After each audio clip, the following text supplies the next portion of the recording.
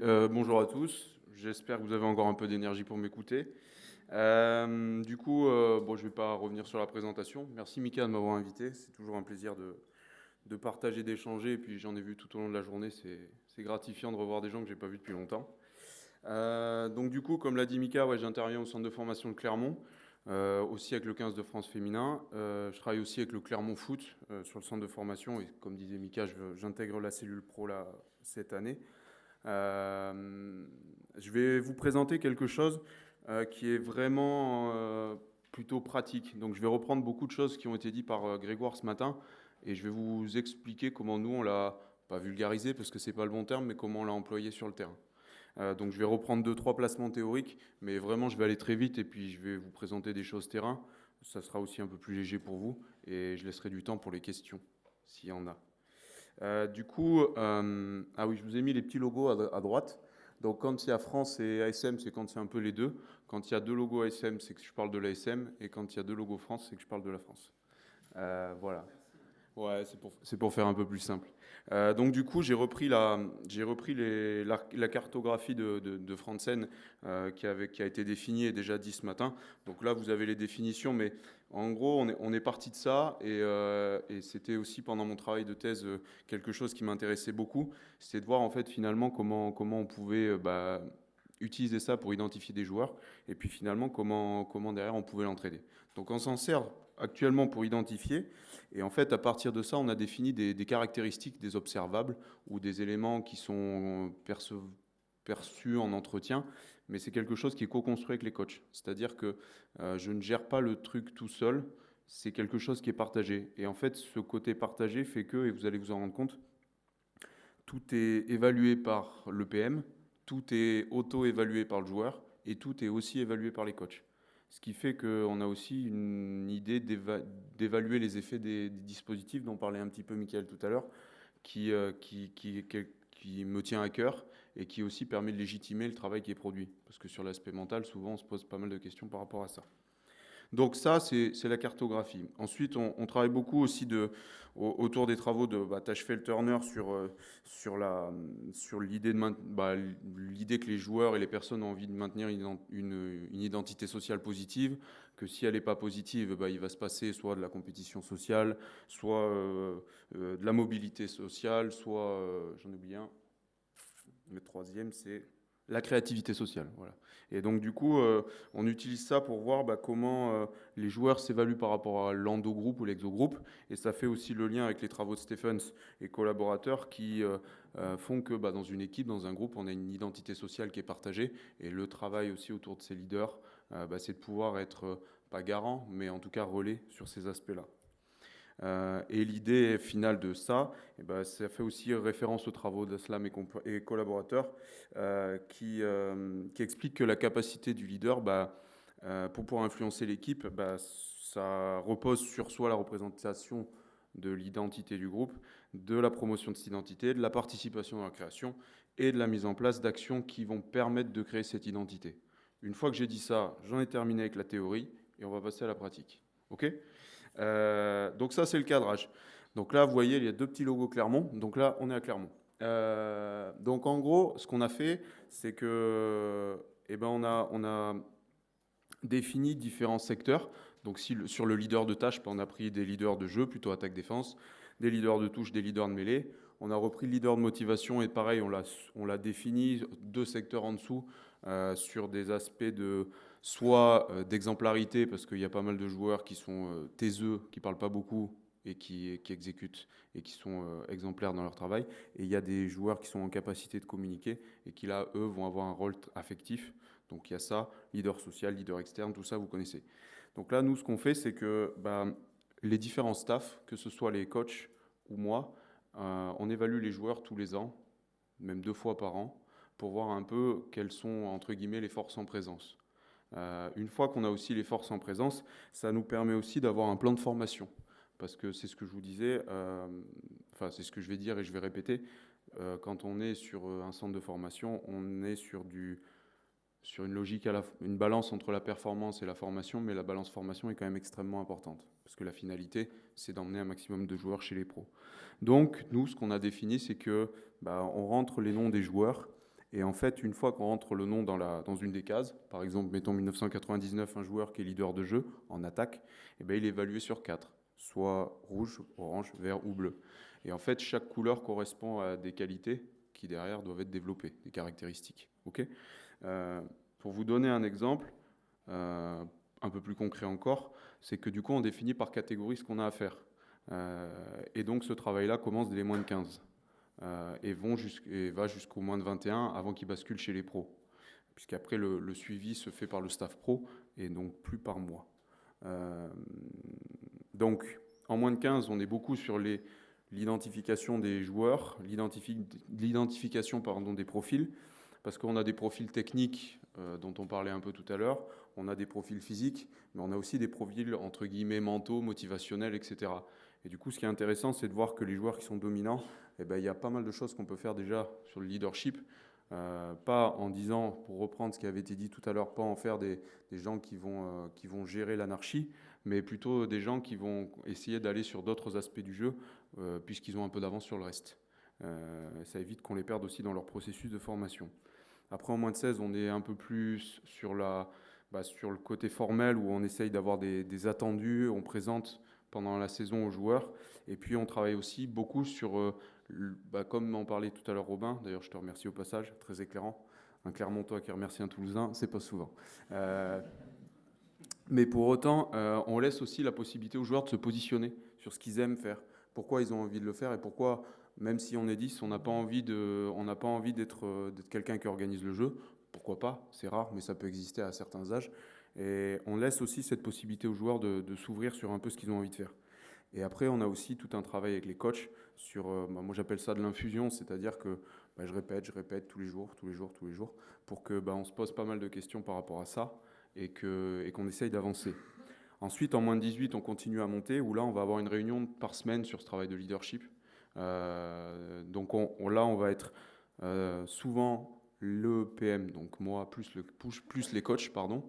Et là, on va se définir, on a des cadres de réunion et on va les co-animer pour que si ça parle sur certains aspects qui sont plus de gestion par le PM, c'est le PM qui prend. Et si ça commence à parler de jeu et que là, je ne peux pas rebondir, là, c'est le coach qui va prendre le relais. Et en moins de 21, là, on augmente encore la quantité, c'est-à-dire qu'on a 3 réunions par semaine. Une réunion le lundi où ça reprend un petit peu le RE dont parlait Mika sur un débrief émotionnel du match, ce qu'on a ressenti, comment on l'a vécu, comment on l'a géré, pourquoi, comment. Pas mal de pourquoi d'ailleurs. Et c'est là aussi où du coup les coachs sont présents parce qu'en fait quand il y a du pourquoi et qu'il y a vraiment des choix stratégico-tactiques, là pareil, vous le comprenez bien, je ne peux pas répondre. Donc du coup c'est les coachs qui vont prendre le relais. Donc souvent, si je reprends la dénomination de Robin, les coachs vont être sur le pourquoi et moi je vais être sur le comment en termes de prise d'infos, en termes de gestion émotionnelle, etc. etc. Après le mercredi, c'est là tout un travail sur le plan de jeu et là c'est les joueurs qui vont gérer. Donc les coachs, je ne suis pas présent, les coachs sont seulement avec les joueurs, mais les coachs ont la lourde tâche de laisser les joueurs se tromper s'ils font une mauvaise préparation de match, mais ça leur apprend à le faire. Et le vendredi, là, on a un travail d'organisation collective avec un certain nombre de leaders qui sont convoqués. Et ce travail-là, du coup, ça nous permet en fait d'avoir des fiches de suivi des joueurs. Donc cette fiche, elle est remplie par 3 personnes, à savoir moi. Donc elle s'est fait 2 fois dans la saison. Donc à savoir moi, à savoir par les coachs, enfin le coach avant ou le coach 3/4, et par le joueur qui s'auto-évalue là-dessus. Alors vous allez me dire pourquoi une évaluation sur 4 ? Bon, je vous ai mis un exemple et j'ai écrit vraiment n'importe quoi dans les cases. Donc, mais l'idée est là. Pourquoi 4 couleurs ? Parce qu'on n'a pas envie d'avoir des joueurs qui se déterminent comme moyens. C'est soit il y a des choses à travailler, soit on est plutôt dans le positif. C'est pour ça que c'est une échelle de Likert, entre guillemets, mais plutôt à 4 par rapport à 5 qu'on a souvent tendance à avoir. Okay. On laisse le joueur la possibilité de faire des commentaires. Donc là, c'est des choses, pareil, il y a des choses qui sont de l'aspect plutôt PM, vous voyez sur la gestion émotionnelle, les WCS, Worst Case Scenario, je pense qu'il y en a qui connaissent, le lien avec les partenaires, la prépa de match, mais il y a aussi des choses qui sont plutôt pour les coachs, sur le lien stratégico-tactique, etc. Donc c'est des choses qu'on co-construit, qu'on a co-construit, et qui nous permettent, en fait, une fois qu'on a fait ça, de pouvoir en fait travailler sur des projections de travail du leadership. C'est-à-dire que vraiment, on est sur l'entraînement. Et donc là, sur du court terme, du moyen terme, du long terme. Court terme, c'est souvent à 1 mois et demi. Moyen terme, c'est jusqu'au prochain bloc. Et à long terme, c'est ce qu'il faut avoir dans l'état d'esprit qu'on va valider. Donc on est vraiment sur des objectifs, si on reprend vraiment la dénomination de la psycho du sport, des objectifs de maîtrise, qui se dissocient vraiment des matchs, mais qui finalement n'en sont pas si loin que ça. Donc ça permet d'avoir à la fois le côté formation, mais aussi le côté performance, parce que c'est vraiment des choses qui sont évaluables. Donc ça, c'était l'ASM. On bascule sur l'équipe de France. Donc là, je vous ai mis une petite présentation de ce qui a été fait pour le tournoi cette année, puisque en novembre 2023, on a fait des réunions, on a échangé autour de l'équipe, des filles, et on est arrivé sur l'idée que, la certitude, et comme l'a très bien dit Mika, c'est que ça va très vite pendant les regroupements, et que tout le travail il se fait majoritairement pendant les regroupements. C'est-à-dire qu'en dehors, on n'a quasiment pas accès aux joueuses qui rentrent dans les clubs, qui vivent un autre championnat et qui vivent autre chose. L'autre particularité chez les filles, c'est que toutes les joueuses qui sont en équipe de France, pour la plupart, on va dire, sont leaders dans leur équipe en club. Ce qui n'est pas pareil pour les garçons. Et aussi sur le fait que dans les clubs, alors là je suis ravi, j'ai rencontré la nouvelle préparatrice mentale du MHR chez les filles, mais la plupart du temps dans les clubs, il n'y a pas grand monde qui travaille sur ces aspects-là. Et du coup, ça a amené certaines difficultés sur le terrain. Donc de ça, on s'est dit qu'il fallait qu'on réfléchisse à définir des filles comme, pompeusement on pourrait appeler ça des filles relais, mais c'est d'avoir des filles qui se positionnent entre le staff et les joueuses. Parce qu'à la fois, ça va permettre de travailler sur la dynamique de groupe, et puis ça permet aussi d'avoir des filles qui prennent de la hauteur par rapport au groupe, mais de manière encadrée. C'est-à-dire que ce n'est pas l'anarchie, pour reprendre le terme, c'est quelque chose qui est encadré. Et donc du coup, ce qu'on a fait, c'est qu'on a pris tout le groupe du 15 de France et on a fait passer un test pour pouvoir évaluer les différents leaders qui étaient en présence dans le groupe, pour voir un peu les noms qui revenaient et puis surtout les occurrences. On a pu constater les résultats et les analyser ensemble et on s'est rendu compte que du coup il y avait certains manques dans certains secteurs du leadership dont je vous ai présenté les modèles théoriques avant. Et donc du coup on s'est dit qu'il fallait qu'il y ait un plan de développement et on l'a doublé. Donc à la différence des garçons, c'est que là il y a eu un suivi pour certaines filles en individuel et tout un travail en collectif. Pour vous donner un ordre d'idée très concrètement, là sur le tournoi, pareil, un peu du même principe que Roberta et Mika. Je viens souvent les lundis, et le lundi, j'ai 2 practices. Un practice avec 6 filles, donc 6 filles leaders. Je vais vous présenter un exemple après. Et j'ai un practice avec toute l'équipe. Donc les 36, 38, 40, selon le nombre de filles dans le regroupement. Et en fin de tournoi, on a rajouté aussi les débriefs émotionnels pendant les matinées, puisque j'avais un peu de temps à louer dans la journée. Donc je faisais ça. Quitte à être là, autant en faire un maximum. Donc voilà. Et après, du coup, tout le travail qu'on a mis en place sur le tournoi et qu'on continue à mettre en place, c'est un travail qui est fait avec moi, ce que vous disiez, et il y a aussi un practice qui est fait avec les coachs pendant la semaine, qui est une forme de débrief aussi sur ce qui se passe dans la semaine. Donc des fois, il y a des choses très rugby, mais il y a des choses aussi énormément sur la dynamique générale du groupe, comment ça fonctionne, les plannings, etc., etc. Il y a toujours plein de choses à faire. Donc on a travaillé beaucoup sur le fonctionnement du groupe, donc les normes, les statuts, travailler aussi le rôle de chacune de ces 6 filles qu'on a définies comme relais dans ce groupe, et de faire petit à petit, et plus sur la fin du tournoi, mais c'est quelque chose qu'on va continuer jusqu'à la Coupe du Monde, de faire un lien progressif sur le lien qu'on pouvait faire entre ce travail-là avec le travail du terrain. D'un point de vue encore un peu plus concret, parce que c'est des choses peut-être qui vous parleront, et ça fait écho à ce que Roberta disait tout à l'heure. Voilà un exemple de practice qu'on peut faire. Donc un practice, c'est un temps d'échange qui dure 45 minutes. Donc ça, c'est un exemple d'un practice qu'on a pu faire pendant le tournoi, où les 6 joueuses sont avec moi, et là, on va discuter de leur rôle au quotidien. Parce qu'elles sont ensemble pendant 8 semaines quasiment, sauf une semaine au milieu où elles sont en repos. Finalement, elles ont un rôle pendant les entraînements, pendant les matchs, mais elles ont aussi un rôle au quotidien. Donc, comme vous avez vu tout à l'heure, les filles étaient entre le staff et les joueuses. Du coup, il y avait une question de se positionner sur où est-ce qu'on se positionne par rapport au staff, qu'est-ce qu'on doit faire par rapport au staff et qu'est-ce qu'on doit faire par rapport aux joueuses. Donc là, c'était plutôt sous la forme d'une réflexion commune. Et après, on s'est posé la question, finalement, qu'est-ce que les autres filles, elles attendent de nous et qu'est-ce que le staff va attendre de nous.